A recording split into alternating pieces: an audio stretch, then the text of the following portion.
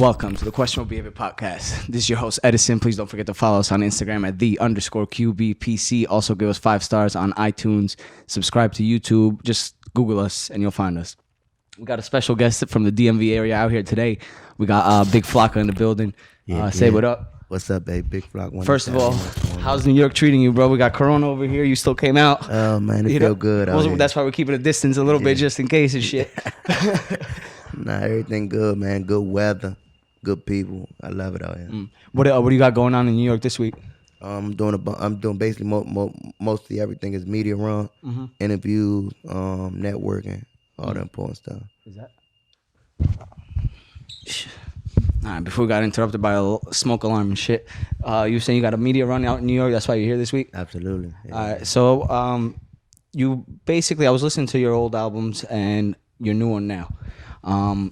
And you can notice kind of like a change in between what you were going through back then and what you're going through now. You also put in a couple of songs in this album that were like much more about you, much more lyrical.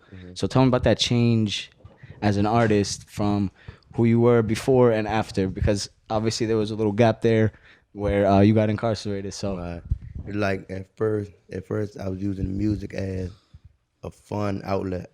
And as time progressed, it's just a lot of things happen. I've been through a rack of trials and tribulations, so it's like I just wanted everybody to hear my story. You hear me? That's the main thing.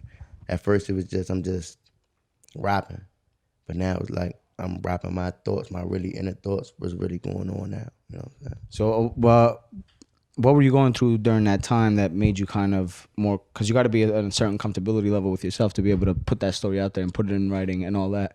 So what was that change like that you were going through mentally? Beyond, bro, like my manager and them, like they forced it up out of me for real, because I didn't want to talk about it. But he made it clear that like you are gonna be speaking somebody else's story that's also like your own. It's somebody out there that's gonna feel the same way you feel, or been through the same stuff you've been through. It might not be the same specifics as your own story, but along the lines, and they could feel it. So that's what made me do it. So, like creatively, when you're writing a song, before you kind of you were looking more for like the turn up, you know, and that type of conversation. Right. And so now, creatively, when you're sitting down and writing, how are you touching this other side? I ain't wrote probably like in 2 months now. So you're just going straight punching in and out in a sense? So that's, and before you were sitting down and writing? Right. Or? Oh, so now it's just kind of whatever comes first, you're just putting it out there so it doesn't. I just hit a beat, ask them, give me a topic, and I just go. So when you say give me a topic, is it just like, tell me a little bit what's going on in the studio when you're out there? Like boom, I might hear a beat, and I ask everybody, do they fuck with that beat? And then after I ask them that, all right, give me something to talk about. Cause I might, me personally being honest, I'm probably talk about guns all day. Cause that's what I'm into. That's what I like. Right. So I'm gonna talk about that all day, and I can talk about it effortlessly without going through anything. But I asked them, give me a topic, and hypothetically speaking, they might say magazine.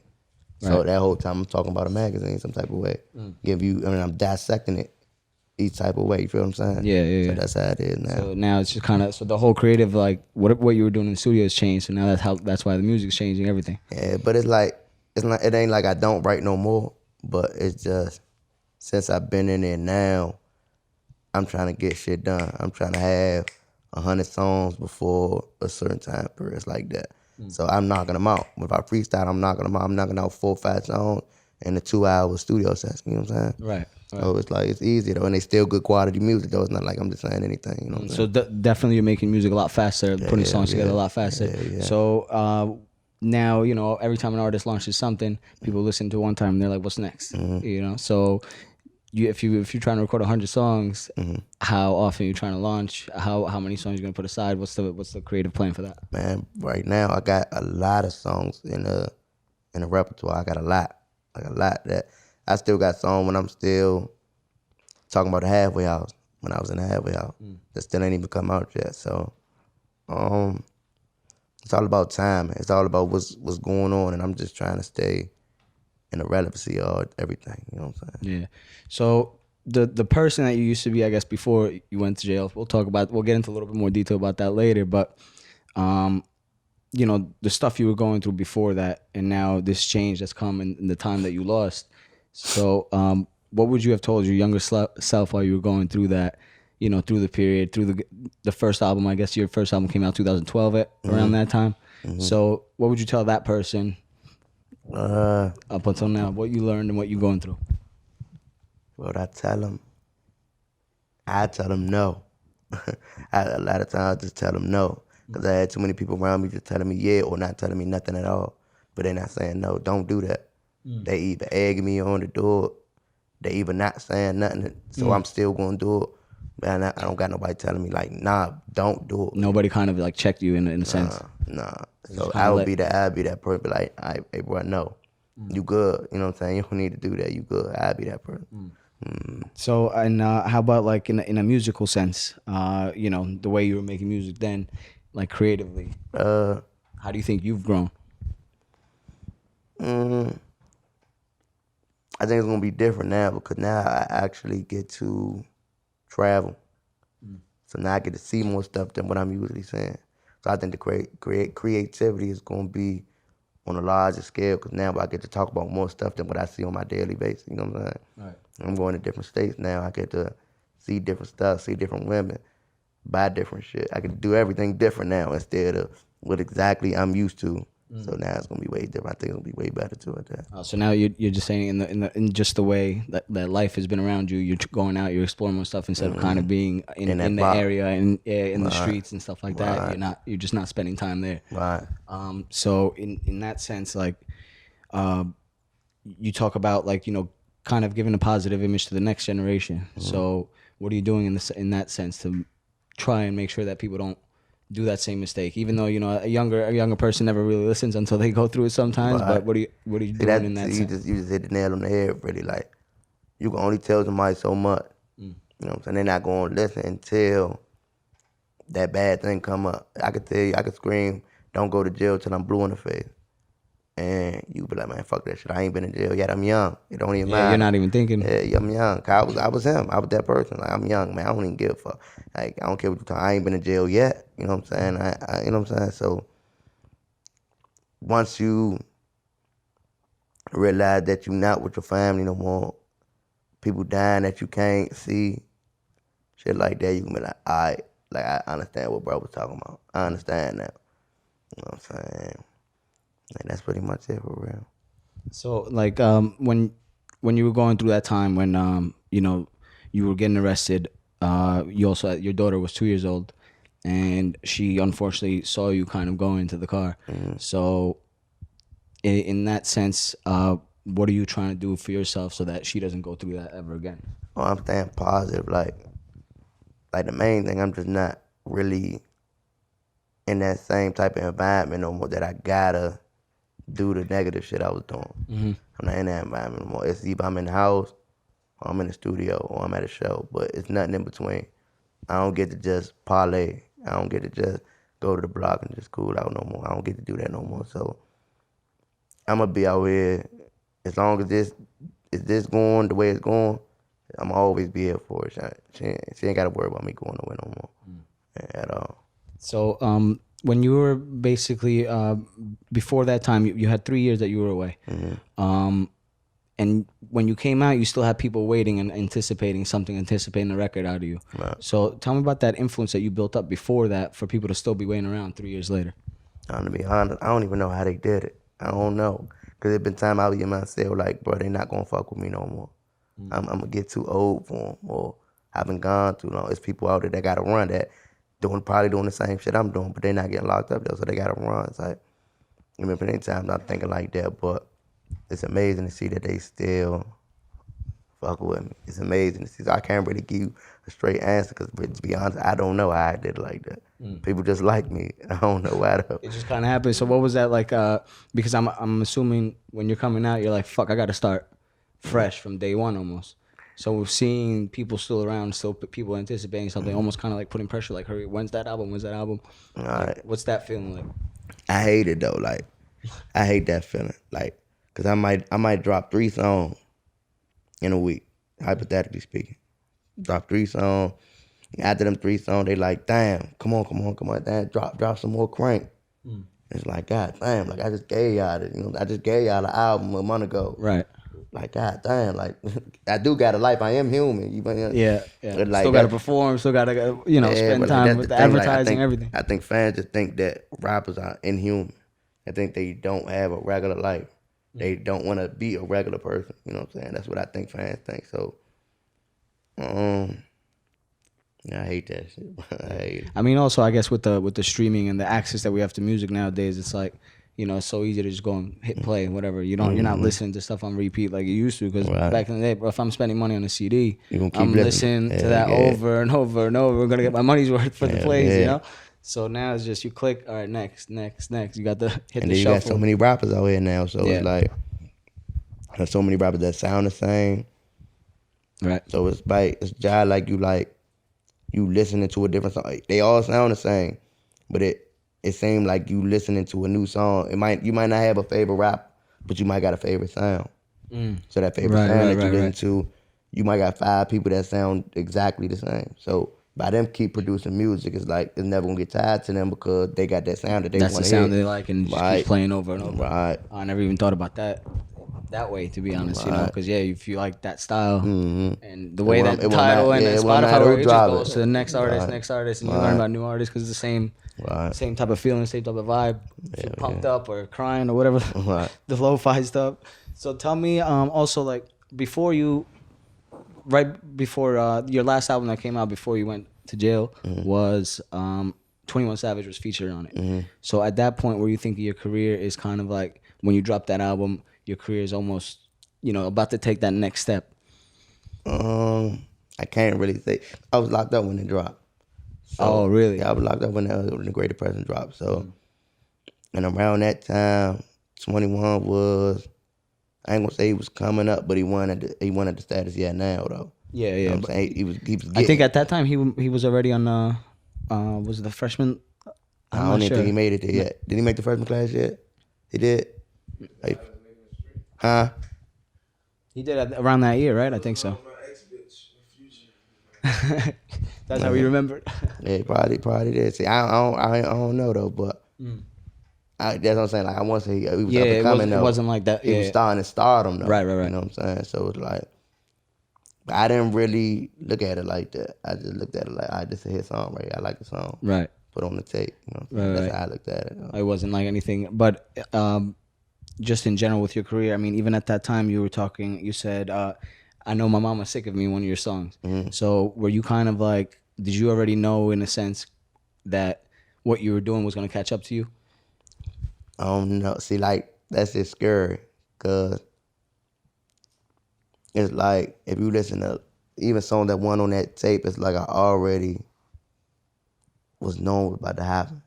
You know what I'm saying? It was like it was weird. So when I say my mama getting sick of me, like she was getting tired of it. She tired of her son keep going to jail. Yeah, you know what I'm saying? That she getting tired. You know what I'm saying? And I ain't gonna say I knew it was gonna happen, but I kind of felt that it would happen because the route I was going in. You know what I'm saying? Like I just felt it, but I ain't think it was gonna happen like that though. I didn't think it was gonna happen like that. The way it happened, you didn't think so, but you kind of, but you were anticipating in a sense. You said during a time period, I guess, when you were also selling, well, we could say it because it's on record. So when you were selling the pills and stuff like that, you were also abusing them a little bit and going through depression and going through paranoia and all that. Even when you were going clean, you were still paranoid. So tell me about, like, I'm assuming every day you're kind of like, now, all right, in the house, you're like, when are they gonna come? When are they gonna come? So eventually they just. Nah, it was to the point like it came to the point like I'm drugging so hard that like I'm not thinking they ever gonna come. I'm just thinking like, fuck it, I could drag my nut. Like fuck, they ain't came yet. That's how I was looking at it. Okay, so you're not even. I was never thinking like, I knew that eventually something was gonna happen. I knew that, but I never was anticipating the police to come. Right. Because if I was, I would have handle shit different. Make sure it wasn't nothing in the house, shit like that. But like, I was just drugging so hard, so it just had my mind all the way over there, my head over here, my mind all the way over there. So I wasn't on point. Would you say you were going through anxiety and that's why you were doing that, or was the anxiety and that type of feeling coming because of the drugs? Um, Because you also mentioned, like, your father not being president, and you actually witnessed his murder, if I'm not mistaken. who my father? Yeah. Nah, hell no, my father ain't get murdered. He had a disease. Oh, he had a disease. Yeah. Okay. Oh, but you witnessed him die in front of you, Nah, correct or hell no? nah. Oh, I'm sorry. I must have heard that in another interview. But Nah. I was in prison. I was in prison when he died. I was in prison on this bit where I just did. Mm-hmm. He passed away and shit. It was probably like in 2018, 17, 18, one of them. Yeah. Man, I ain't seen him die though. No, I Yeah. seen him getting sick Mm-hmm. and seeing him being immobile. But nah, I ain't seen him die though. And he wasn't really around though during your younger period, if I'm He not was mistaken. locked up. Right. He was locked So, up. when you're growing up during that time, now you're looking for that. You're looking for that father figure. So, would you say like that might have something to do with how things turned out later on? No, I can't say that because even though he was gone, though, he was still a perfect father figure in my eye. You know what I'm saying? Because I can only judge a father figure by how my father was there. I can't really look at the next person's father and be like, that's how a father should be. You know what I'm saying? My father was still present in my life. Even though he was locked up for them many years, he was still present. So I really can't. It probably would have been a different outcome if maybe he was home more. You know what I'm saying? But nah, I couldn't. I wouldn't even be able to put that on. You know what I'm saying? Yeah. He did right. He did right. All right, we'll be back in like 2 minutes. Right after this. Swerve, swerve, swerve. Damn. All right, so we were just talking a little bit about your past. Yeah, if I was there. Tell me about like what effect you think your incarceration had on your career. Like, basically everything you built up to that point, taking a 3-year break and coming back now. How do you think things would have been different within those 3 years? I would have. After further though, I would have been gone by now. I wouldn't be doing the groundwork that I'm doing right now because I was already doing. I would have already been gone by now. Like I would have been. I would have been a superstar already. I mean, I'm already a superstar in my own eyes, but to everybody, to the world, I've been a superstar. Yeah. So how are you trying to make up for lost time? Yeah, you just said you're trying to record 100 songs this year, but what else? You also got basically your friends around you. You were saying your friends turned into business partners. So tell me a little bit about how everybody kind of took on a role to help with the music career and not just kind of just try to ride the wave. You know what I'm saying? Because obviously, everybody's learning from zero. Right. So everybody has to do a certain role so that the whole group can go forward. I mean, see, it's different. Like if you look at my old content to the new, you'll see a lot of people not there no more. You know what I'm saying? So if they really not there no more, I'm not gonna say they rode the wave, but they didn't contribute to nothing. Right. You know what I'm saying? So the people that you do see around me now on a daily basis, They put value into the whole group. They contribute for the group. They're not just there. Like we all I go by teamwork make the dreams work. So we all gotta help each other. Like I might be the one that gotta kick the door down, but after I kick the door down, everybody else there to repair it. So, Yeah. You know what I'm saying? You know what I'm saying? We all doing it right though. Yeah. Now everybody's playing their part and trying to really taking that next step forward as a group. Right. Yeah. So I want to pull something up real quick and just talk about it a little bit.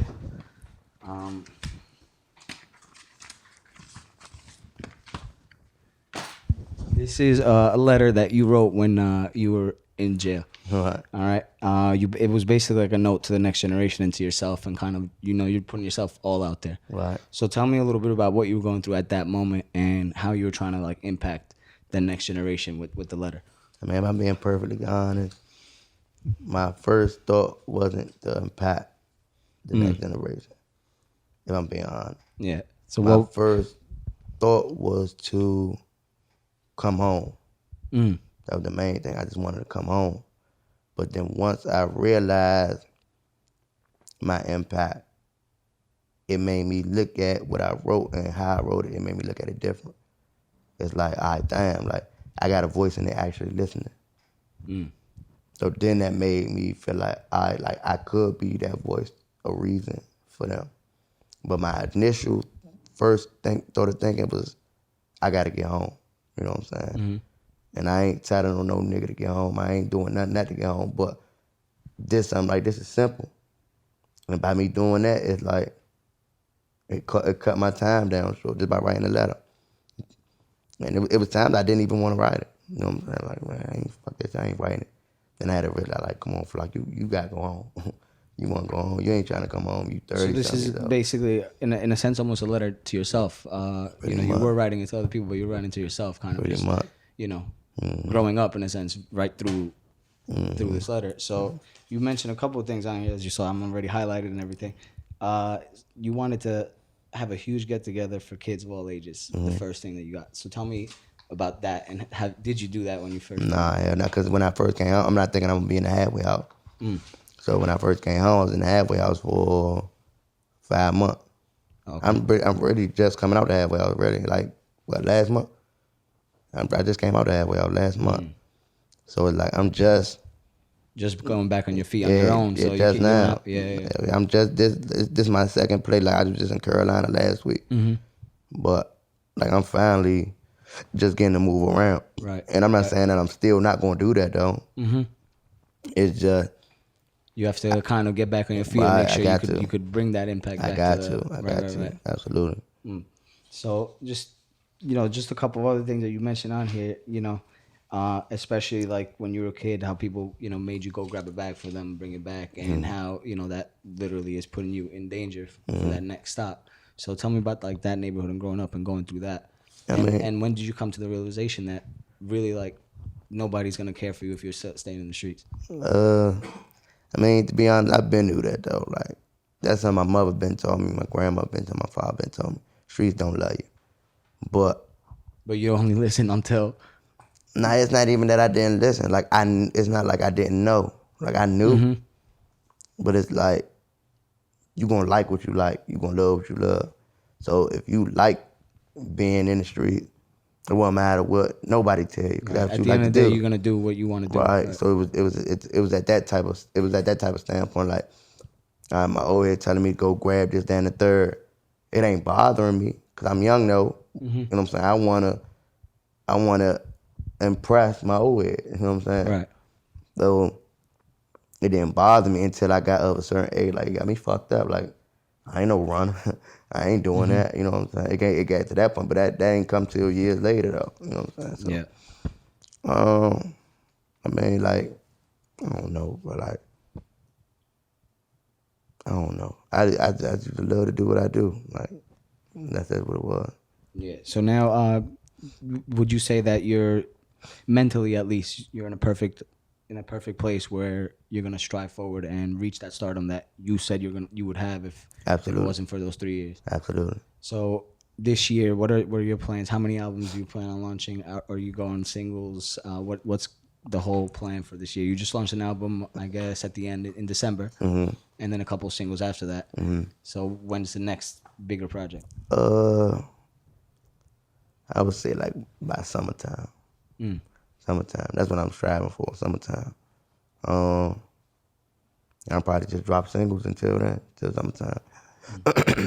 But you also actually dropped a song with Wale, and you said that he always likes to be in that and help his community out, etc. So tell me about just linking up with him. Obviously, he's he's a future legend in my opinion, I would say. So tell me about that link up, and also the way he's linking up with you, how you would like to do that for the next artist. See, I only met Wale in person one time, and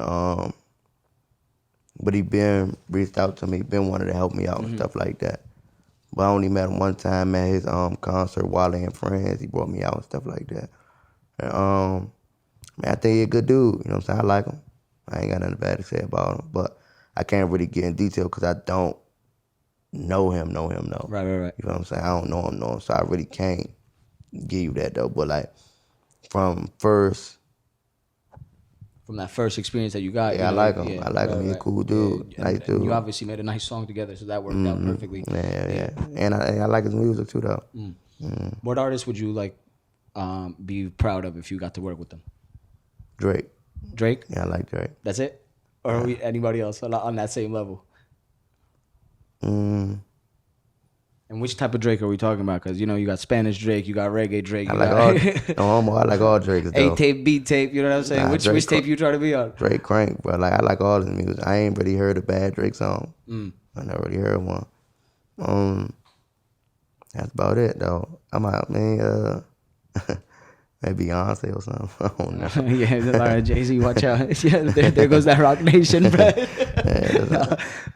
So, just in general, just to basically close out the interview, tell everybody, first of all, where they could check out your music and also what to really expect coming from you this year.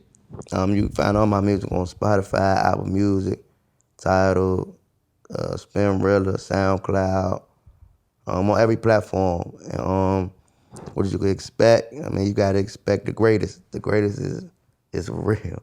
Everybody call themselves a GOAT, but like I think I really paint that picture for real. That's how I look at it. I paint that real picture. I mean, definitely in this album, like I mentioned before, you're bringing different vibes. You got those songs of the heavy hitter songs, and then you got a couple of songs that are like slow and really makes you listen to the lyrics. So the bars are definitely there, especially from that first album coming out. So actually, before I forget, the first thing you did when you came out, you went to the studio and recorded that song. Out the gate. So tell me about that song and tell me about like how ready you were to just start working again. That song that was probably I ain't gonna say it's top 3 of my most rawest lyric. What's the name of the song? 3, no introduction. And it was the energy that was in there. Like anything I'm saying, everybody jazzed me up. Like hell yeah, keep going, keep going, keep going. Like I did it. I'm actually rapping the song with no beat, and my engineer Wonka, he making the beat while I'm rapping. So it's like it all came together perfectly. Who's producing your album right now? Like, or most of your music? I got a rock people. I got KM, Jude 2 times, Tweez, Hustle. Well, How about in your last album? Was it mainly one producer or a couple? yeah, it was a couple. It was 'Cause there was a lot of like pianos and hard beats like that, so I figured it was kind of this. It was dude SJI. Me and him got a good relationship. SJI. Mike. There was a couple people in there. Mozart. There was a lot of people in there for real. Man, So they all like. seems like the collaborating in the DMV area still is. Yeah, and they all up and coming. Like a lot of people want to. Well, I ain't gonna say a lot, but like a lot of them under the age of 22.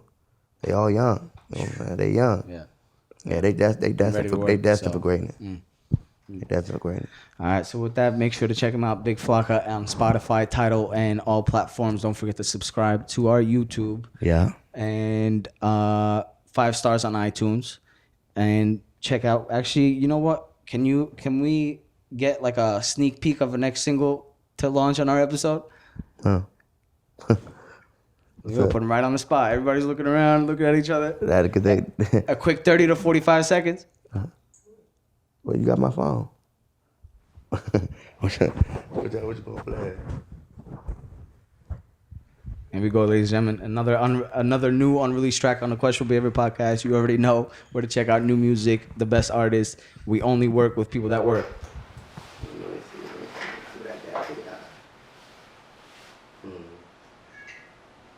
What should I play, kid?